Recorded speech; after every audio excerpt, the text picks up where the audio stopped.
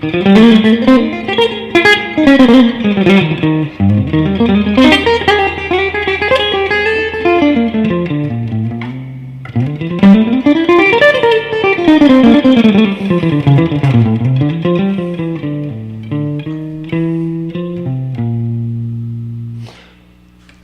if we have some chords, and a lot of you guys go out, a lot of us go out, we guitar players, go out and we want, just because we're into rock or simple chords early on, and we're thinking, you know what, there's a blues song.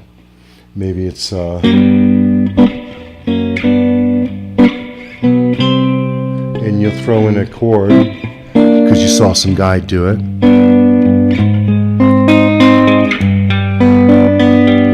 And you'll go out and see a guy do the same song, and maybe once in a while you run into a jazzier player and you're like, wow, that's really cool what he did. How did he do that? He comes in with these chords you don't really know. And you want a system for figuring out these chords.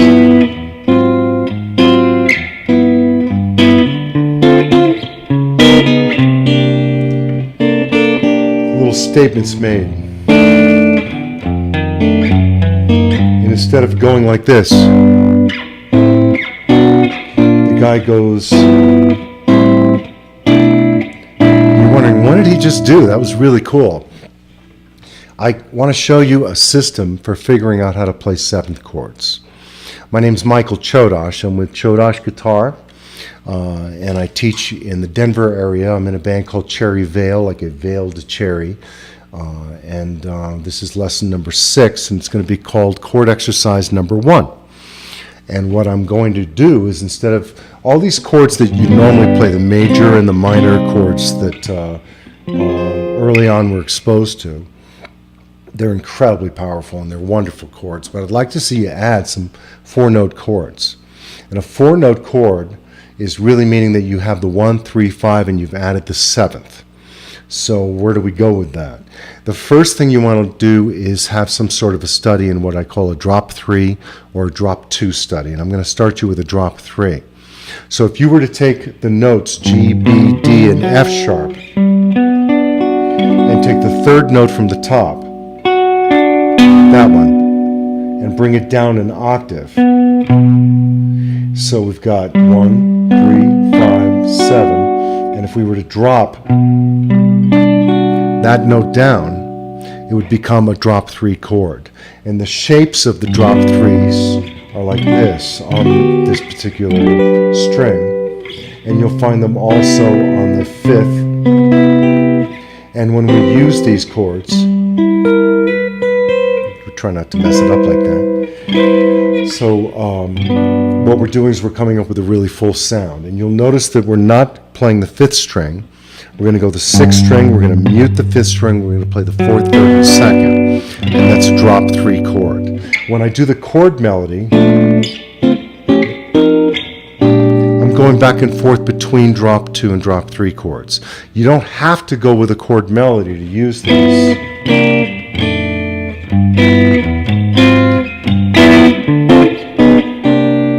Right?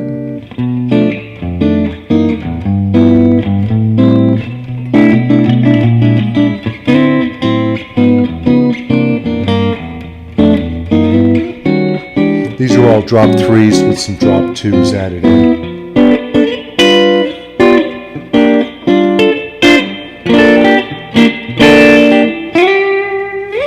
I think they're really cool sounding and they're beautiful.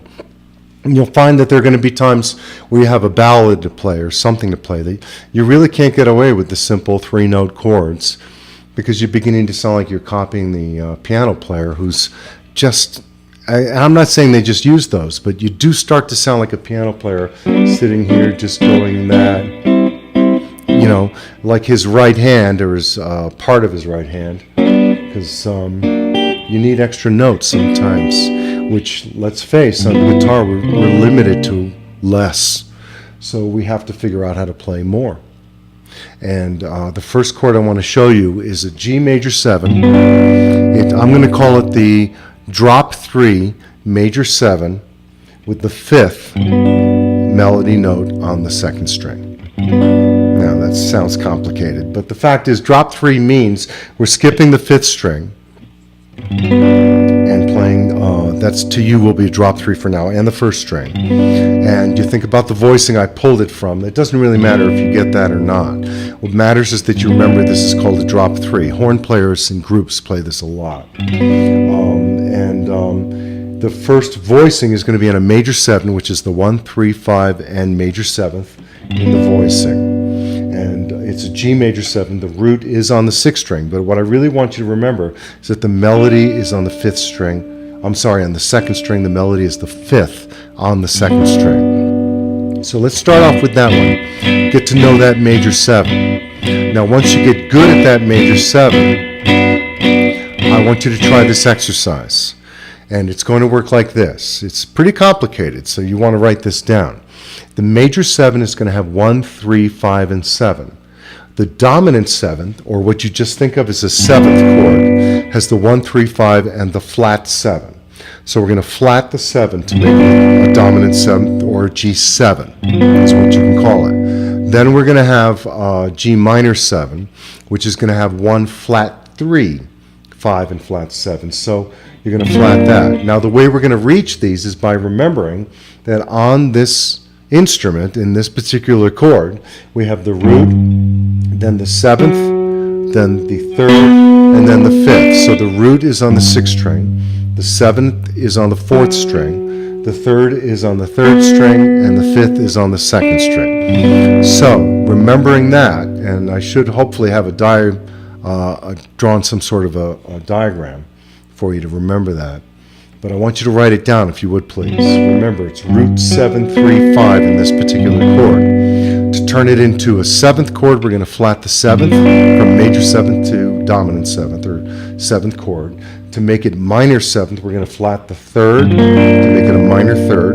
Now we've got root, flat 7, flat 3, and 5. To make it minor 7, flat 5, we're going to flat the 5th, which is on the 2nd string. Now it's root, flat 7, flat 3, and flat 5. And to make it diminished, we're going to flat the 7th a second time. It's a double flat 7.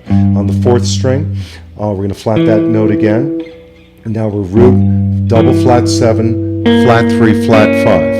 We're going to come back up to minor 7, flat, and that's a diminished chord, diminished 7th chord. We're going to go from diminished 7 to minor 7, flat 5 again. We're going to go minor 7. We're going to go dominant 7. We're going to go 7 sus. We're going to go 7. We're going to 7 flat 5. And we're going to flat, the 7 sus, by the way, means we're going to raise the 3rd on the 3rd string to the 4. And then we're going to jump to a 7th chord, back to the 7th, but we're going to flat the 5th on the 2nd string. Then we're going to go to the 7 aug 5, meaning we're going to raise the 5 a fret above on the 2nd string. So we'll have 1 flat 7, 3, and aug 5. Then we're going to end on G major 7th. You ready for this? It's going to take some manipulation. Remember, root 7, 3, 5. The next chord you go to, and you're going to have to study these one at a time before you can get caught up and play this exercise. But we'll wait for you. We'll be on YouTube or wherever you're finding this. And we'll go ahead and make it so you can play this again. And when you play this again, here's the actual exercise that you'll be looking to play. G major 7, G7, G minor 7, G minor 7, flat 5, G diminished 7, G minor 7, flat 5, G minor 7, G7, G7 sus, G7 flat 5, G7 aug 5 to G major 7. Let's do it again. And G major 7, G7, G minor 7, G minor 7 flat 5, G minor diminished 7, G minor 7 flat 5, G minor 7, G7, G7 sus, G7 flat 5, G7 aug 5 to G major 7. One more time.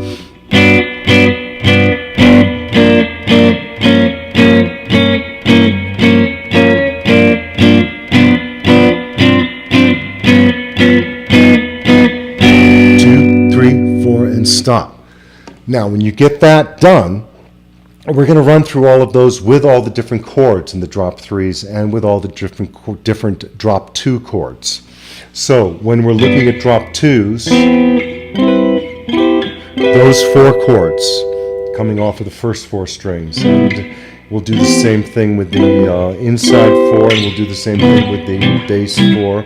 And We'll do the same thing also with another set of drop threes that come off the 5th string. So there will be 20 different chords really. But by the time you're done with 2 of them, you really automatically know how to apply them. So don't think of it as learning 20 different chords and forms. Really think of it as learning that one chord properly. And after a little bit of study, you're going to come back and go, you know what? I can handle this. You don't even really need to show me. But we'll do the exercise together. And then I'll have some other exercises for you. Very simple, even easier than what we just did. Where we're going to climb up the neck and learn how to play the chords in each key. And when we're doing that, we're getting to the point.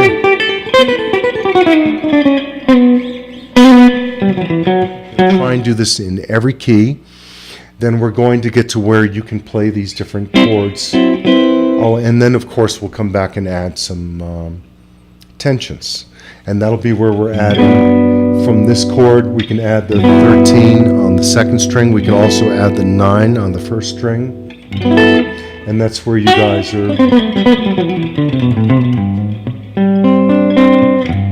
loving that sound. At least that's what I love. And I'm not really a jazz player. I'm just a guy who tries to play jazz. I'm more of a rocker. But I think respecting these chords and learning how to do them is going to be great for your sound no matter what you're doing. In particular, when you go into writing something or some voicing that you might even just simply want to take 2 of these chords and work on them together and write a new song. It's really expanding in your world. So, using drop 2s, if you can come up with a melody, looking at a song, all of these chords are drawn from that sort of a study where we understand how to create those different chords.